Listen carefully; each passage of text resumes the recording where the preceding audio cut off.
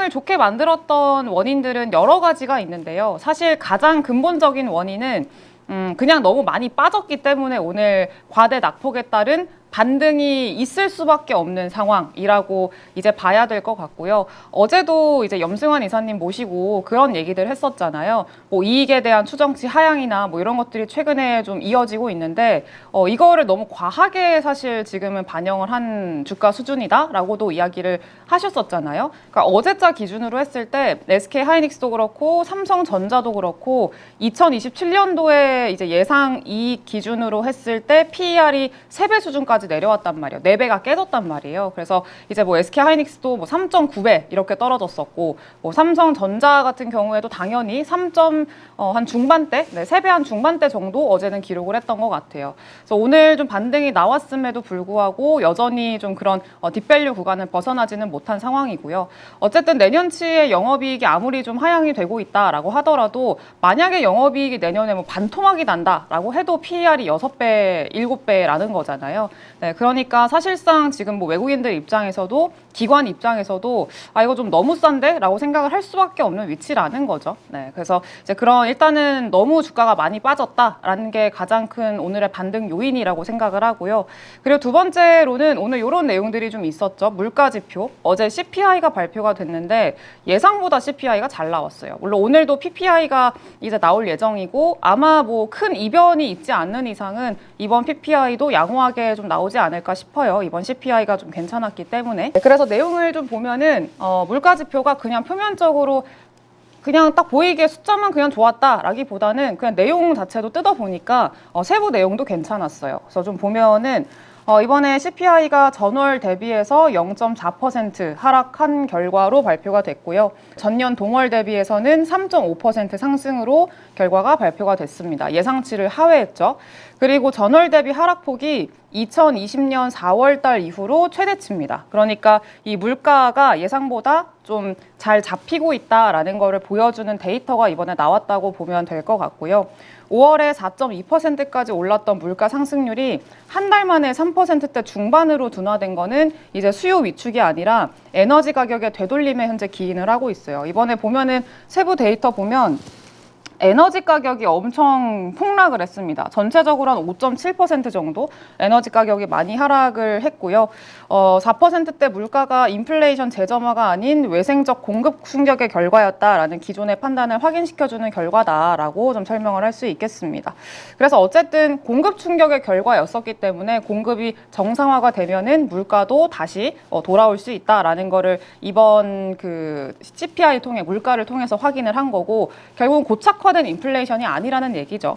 네, 그래서 미국과 이란의 휴전 그리고 호르무즈 해협 통행 재개로 유가가 최근에 하향 안정화가 되면서 6월 달에 에너지 물가가 전월 대비 5.7% 하락을 했고요.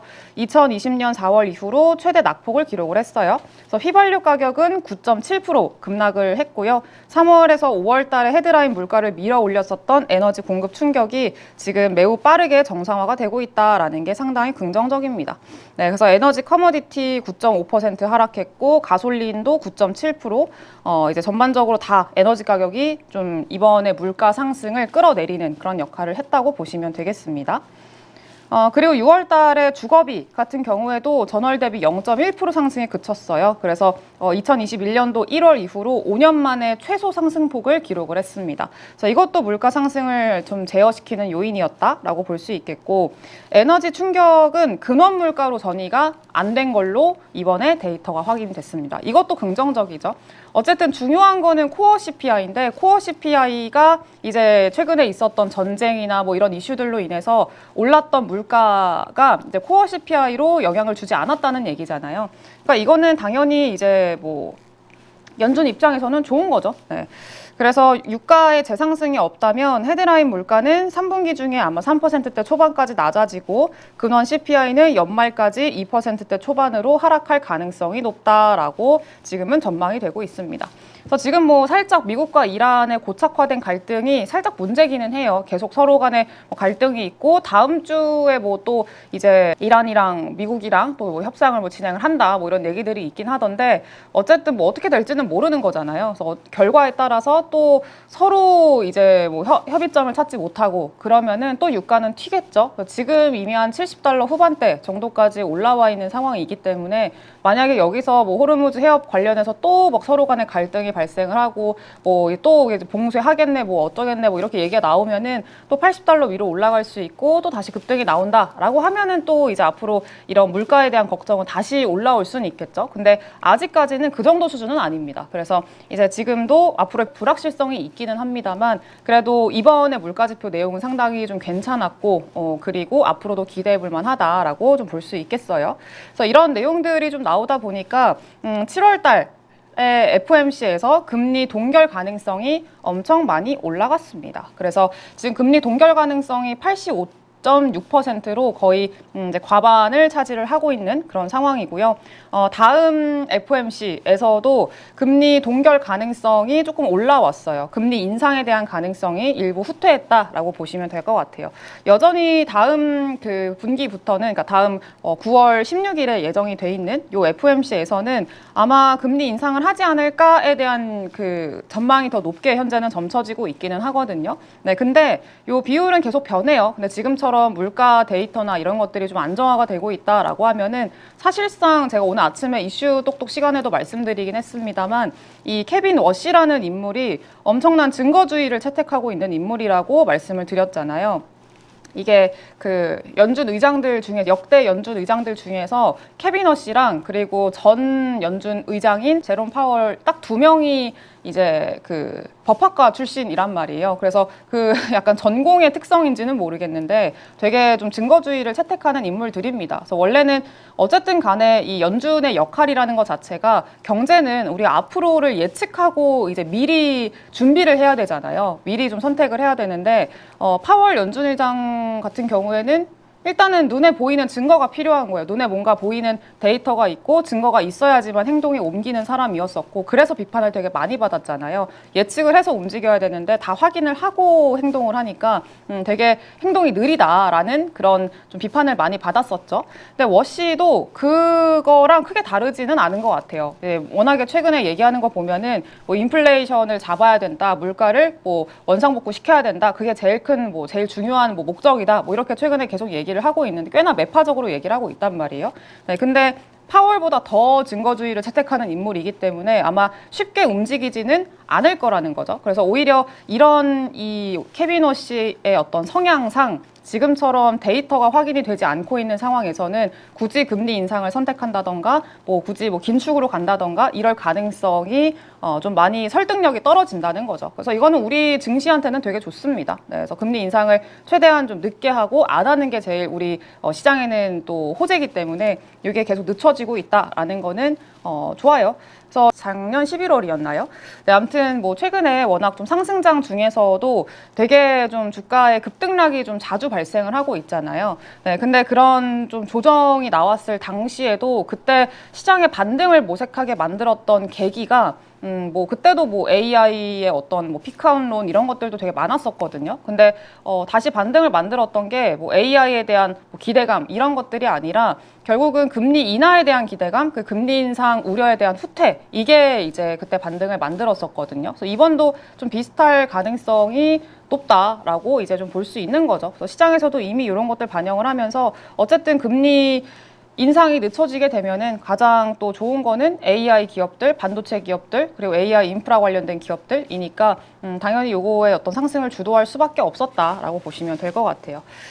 네, 그래서 오늘의 어떤 호재는 앞서 말씀드린 물가 지표, 네, 요거였었고요. 그리고 또 중요한 것 중에 하나가 수급이 좀 달라지고 있어요. 이거는 제가 지난주에 처음 딱 말씀을 드렸던 것 같거든요. 외국인들이 들어오고 있고 개인들이 손절을 하고 있다라고 말씀을 드렸단 말이에요. 개인들이 투매를 좀 하기 시작을 했고 그리고 손절을 하기 시작을 했고 그러면서 그 물량을 개인 그 외국인이랑 그리고 기관, 연기금 특히 이쪽이 좀 받아가기 시작을 했다라는 얘기를 좀 했단 말이에요.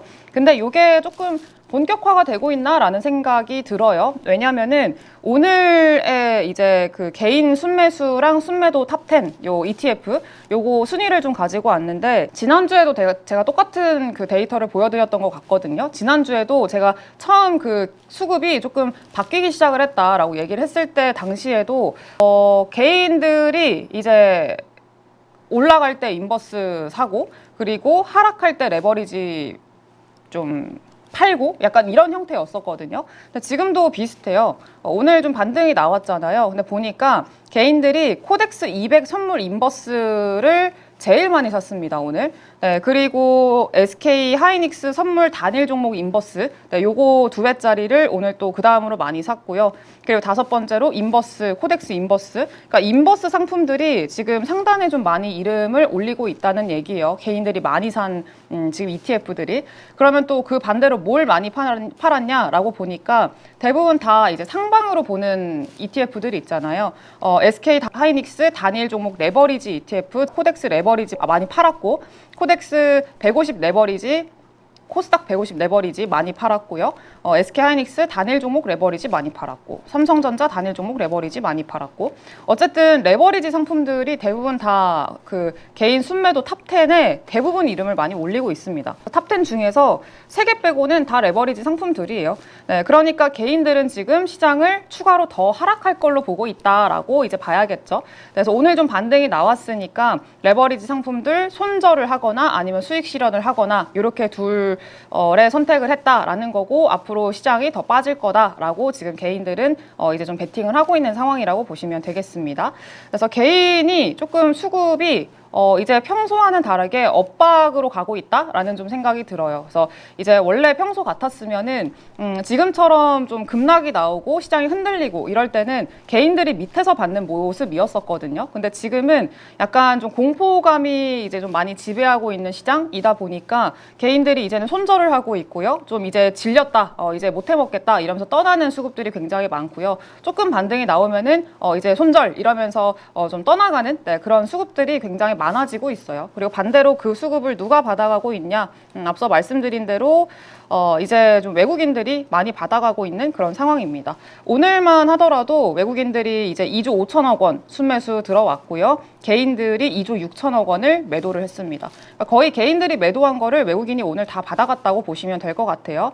그러니까 개인 수급을 좀 가져가고 있는 그런 흐름이고, 오늘 또 많이 산 게 이제 뭐 기관이긴 한데 외국인에 비해서는 기관이 그렇게 많지는 않아요. 아까 장중에는 연기금이 거의 1,200억 원 정도 되게 많이 사고 있었거든요. 근데 장 막판에 보니까 다시 그거를 줄여가지고 한 200억 정도로 좀 줄였더라고요. 그래서 이 규모 자체는 기관은 그렇게 크지는 않습니다.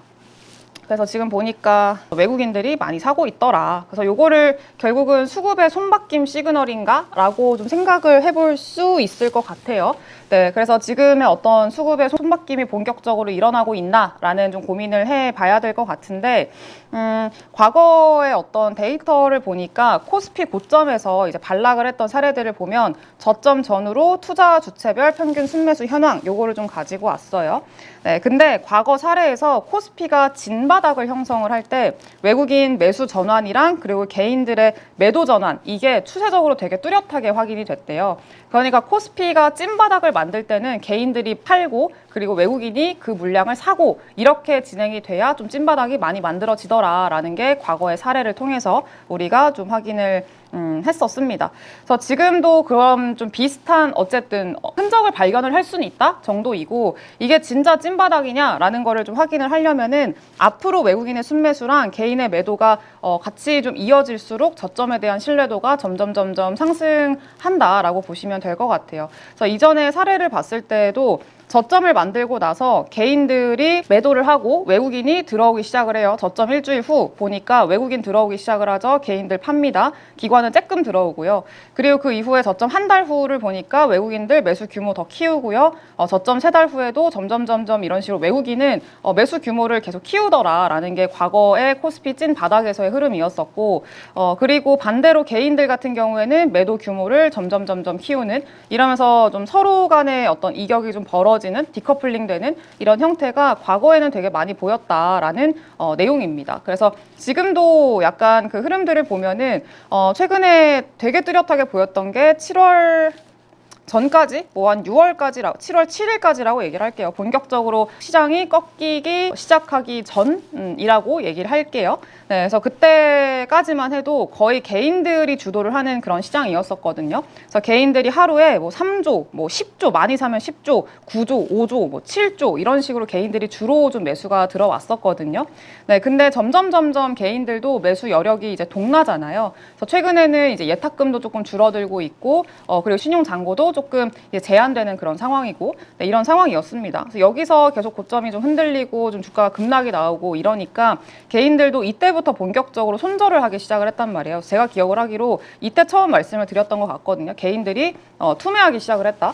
그래서 이제 조금 공포에 휩싸이기 시작을 했다. 그래서 그 물량을 외국인이 들어오기 시작을 했다라는 얘기를 좀 드렸었는데, 이때를 기점으로 해가지고 그 전까지는 외국인들이 계속 팔다가 뭐 거의 하루에 많이 팔면은 이제 5조, 8조 뭐 이렇게 팔다가 지금은 지난주 7월 8일을 기점으로 해서 좀 순매수 우위로 돌아선 그런 상황이다라는 거를 되게 뚜렷하게 확인을 할 수가 있어요. 그래서 어제도 한 1조 9천억 원 매수했고, 그리고 오늘도 2조 5천억 원 외국인들 매수했고요. 개인들은 어제 5조 넘게 팔았고 오늘도 2조 넘게 팔았고, 조금 완전히 엇갈리죠. 그래서 최근에 수급 동향 자체가 외국인 순매수 그리고 개인 순매도 전환 과정을 보이면서 손바뀜에 주목할 만한 그런 흐름이 나타나고 있다라고 결론적으로는 좀 얘기를 할 수 있겠습니다. 그래서 이게 당연히 지속적으로 이어져야겠죠. 그래서 보통은 어떻게 되냐면 약간 개인들이 매도를 하는 게 뭐 매도를 하고 싶어서 하는 걸 수도 있겠죠. 시장에서 떠나고 싶어서 떠나는 걸 수도 있고, 이제 좀 뭐 이익이 꺾인다고 하니까 이제 더 이상 뭐 가망이 없다라고 생각을 할 수도 있고요. 어쨌든 뭐 그런 심리적으로 떠나고 싶어서 떠나는 걸 수도 있고, 그리고 반대 매매 때문에 좀 강제적으로 매도를 할 수밖에 없는 그런 구조도 있단 말이에요. 그래서 이렇게 반대 매매 시장이 흔들리면서 반대 매매가 많이 나가고 개인들이 매도 물량이 많아지고 이러면은 그 물량들을 그 외국인들이 가져가기 시작을 하면서 이제 수급 손바뀜이 나타나기 시작을 하는 거거든요. 그래서 이게 되게 뚜렷하게 보이는 게, 그러면 지금이 딱 그런 시기냐라고 한다면 반대 매매가 빵 터지면서 그 물량들을 외국인이 싹 받아가는 그런 상황이냐라고 한다면 아직까지 그런 건 아니에요. 그래서 이제 계속 앞에서도 좀 앞으로 더 확인을 해보긴 해야 된다. 추세가 조금 더 이어지는지 확인을 할 필요가 있다. 아직까지 속도는 조금 느리다라고 이야기를 한 게, 반대 매매 규모 자체가 아직 그렇게 크지는 않아요. 그래서 보면은 코스피의 신용융자 대주 변화율 추이 요거를 가지고 왔는데, 이거는 코로나 때 시장 급락했을 당시죠. 어쨌든 주가가 급락을 하게 되면은 이 반대 매매가 빵 터집니다. 그래서 밑으로 이렇게 회색 그래프가 밑으로 이렇게 쫙 뻗어져 있는 거 보이시죠? 이렇게 길게. 요게 반대 매매가 많이 터진 거라고 보시면 될 것 같거든요. 그래서 요때도 주가가 이제 하락을 할 때 반대 매매 터지고 이런 식으로 고점 대비해서 코스피가 급락하면 이런 식으로 좀 터진단 말이에요. 그래서 이때도 마찬가지로 코스피가 고점 대비 좀 내려오니까 이제 반대 매매 조금 많아지고 이런 형식인데, 딱 봐도 아직까지 요 정도 수준이거든요. 과거에 반대 매매 물량이 엄청나게 많았을 때랑 비교를 하면은 뭐 그렇게까지 많은 수준은 아직은 아니기는 해요. 그래서 반대 매매 청산 시기가 보통은 이제 디데이 당일에서 디데이 3일까지, 그러니까 플러스 3일까지입니다. 그래서 보통 디데이 이틀 전 코스피 MDD랑 되게 뚜렷한 정회 관계를 보인다라고 설명을 하고 있는데, 이거는 어떤 얘기냐면은 그 코스피가 고점 대비해서 많이 빠지면은 반대 매매도 많아진다는 얘기예요. 네, 이건 당연하죠. 많이 좀 급락을 해야 반대 매매가 많이 터지겠죠. 네, 그래서 코스피 MDD가 가장 낮았던 시기가 최근에 7월 13일이란 말이죠. 지수가 저점을 찍었던 때, 최근 기준으로 이게 7월 13일이고 요거에 이제 이틀 후인 오늘이에요. 7월 15일이 후행적인 반대 매매의 단기 정점이 될 것으로 지금은 예상을 하고 있습니다. 그래서 오늘 개인들의 매도 물량이 많았던 것도 아마 이런 물량들이 좀 포함이 되어 있을 거예요.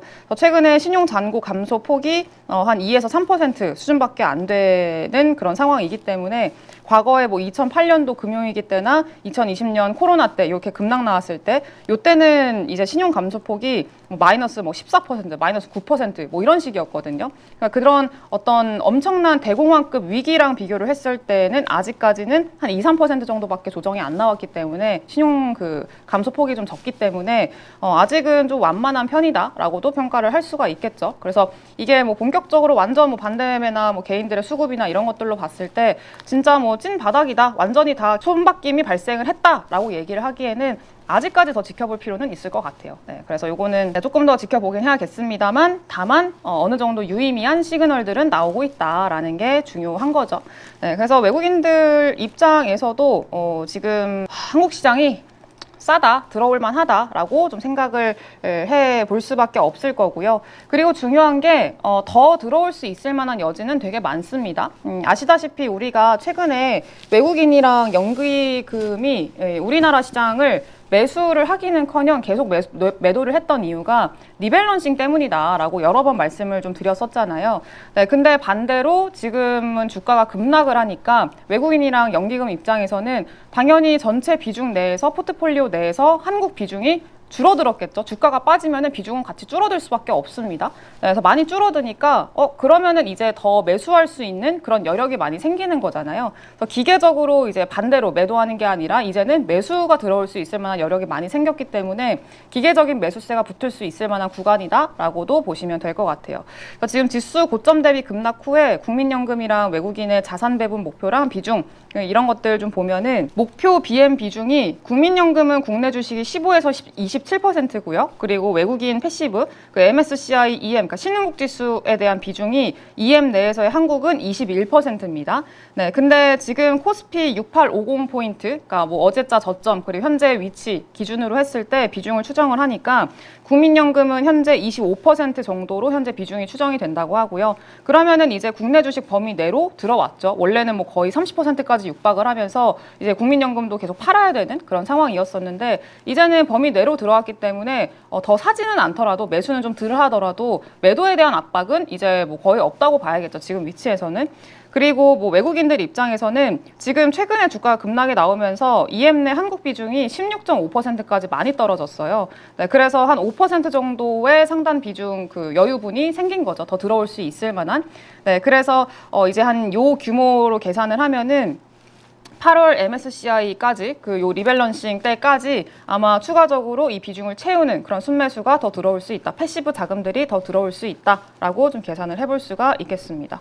네, 그래서 이런 규모의 매수 유입이 좀 들어오고 있는 상황이어서 어쨌든 중요한 거는 수급적으로는 괜찮아요. 괜찮고 여전히 싸고 저평가에 대한 기대감이 있고 이러니까 당연히 더 들어올 수 있는데 이거는 계속 좀 연속성 있게 보여지는지가 좀 중요할 것 같아요. 그래서 제가 생각을 하기로는 아마 바닥을 지금 빠르게 찍고 갑자기 V자 반등이 나와서 전고점까지 확 급등이 나온다? 이런 형태는 조금 어려울 것 같고요. 천천히 좀 바닥을 확인을 하면서 이제 가지 않을까라고 좀 생각을 하고 있어요. 근데 긍정적인 거는 지금이 7월 15일이잖아요. 딱 7월 중순이거든요. 근데 이제 되게 긍정적으로 좀 기대할 수 있을 만한 일정들이 되게 많습니다. 대표적으로 ASML 실적 발표 지금 또 진행이 됐죠, 오늘. 그리고 TSMC 실적 발표 있을 거고요, 이번 주에. 네, 그리고 다음 주부터 알파벳 실적 발표 있을 거고, 그리고 그 다음 주에는 빅테크 기업들 쭉 실적 발표를 하면서 삼성전자랑 SK 하이닉스의 이제 컨콜도 진행이 될 거란 말이에요. 그래서 컨퍼런스 콜 진행이 되면서 앞으로의 어떤 좀 현재 시장을 보고 있는지, 네, 이런 것들도 분명하게 확인이 될 거기 때문에 이런 것들을 좀 반영을 하면서 차근차근 반영을 하면서 아마 좀 바닥도 확인을 하고 다시 한번 이제 방향성을 만들어가는 그런 환경이 좀 마련이 되지 않을까라고 좀 기대를 하고 있습니다. 네. 그래서 지금의 어떤 시기 자체 7월 말부터의 시기는 좀 괜찮을 것 같아요.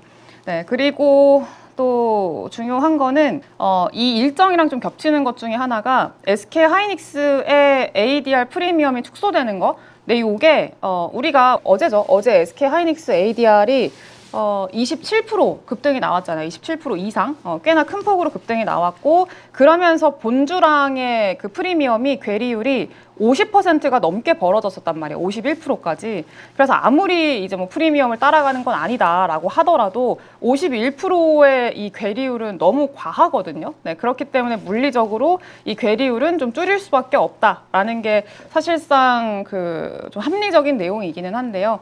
네, 근데 어찌 됐든 간에 오늘 조금 줄이긴 했어요. 물론 오늘 뭐 고점 대비해서 다시 밀리면서 다시 괴리율이 벌어졌습니다. 뭐 이런 상태면은 ADR이 조금 어떻게 될지가 오늘 밤에 좀 중요하긴 하겠죠. 네, 미국 증시에서. 네, 근데 이 ADR이 본격적으로 좀 축소되는 시기가 언제로 예상을 해 볼 수 있냐라고 하면은 지금은 ADR 차익 거래가 막혀 있단 말이에요. 근데 이 차익 거래가 언제부터 가능해지냐라고 하면은 7월 29일 날 신주가 상장되는 일자인데 요날 이후에나 이제는 차익 거래가 가능합니다. 그래서 우리가 보통 프리미엄이 축소되는 거를 기대하는 것 중에 하나가 차익 거래가 활발하게 좀 진행이 되면서 이제 ADR 프리미엄이 괴리율이 좀 늘어나면은 요거를 차익 거래를 통해서 좀 줄이고 이런 식으로 계속 좀 어떤 괴리율을 줄여나가는 네, 이런 형태를 기대를 하고 있는 건데 지금은 이게 막혀 있는 상황이기 때문에 기대하기가 좀 어렵다는 거죠. 그래서 아마 당분간은 ADR 프리미엄이 조금 높은 형태로 계속 갈 수밖에 없습니다. 네, 그래서 지금 보면은 어제자 기준으로는 프리미엄이 ADR과 본주 간의 프리미엄이 48% 거의 50% 가깝게 많이 벌어져 있는 상황이고 오늘 좀 급등이 나오면서 33%까지 줄어들긴 했습니다만 지금 시간의 분위기 보니까 지금 뭐 SK하이닉스가 다 오늘 상승분을 반납을 했잖아요. 거의 뭐 10%는 반납을 한 것 같아요.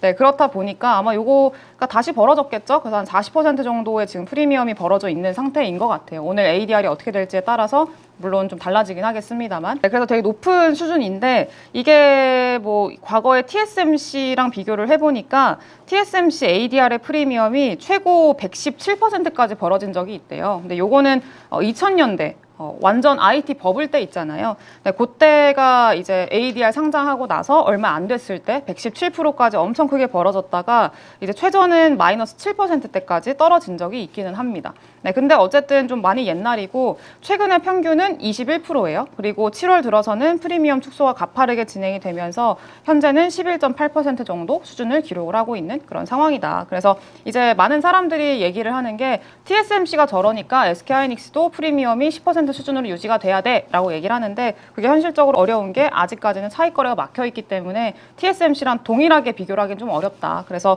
이제 이런 좀 비교를 하기 위해서는 어쨌든 7월 말 이후로 신주 상장 이후에나 우리가 기대해 볼 만하다. 7월 29일 신주 상장이니까 7월 30일이겠죠? 우리 계산을 좀 해보면.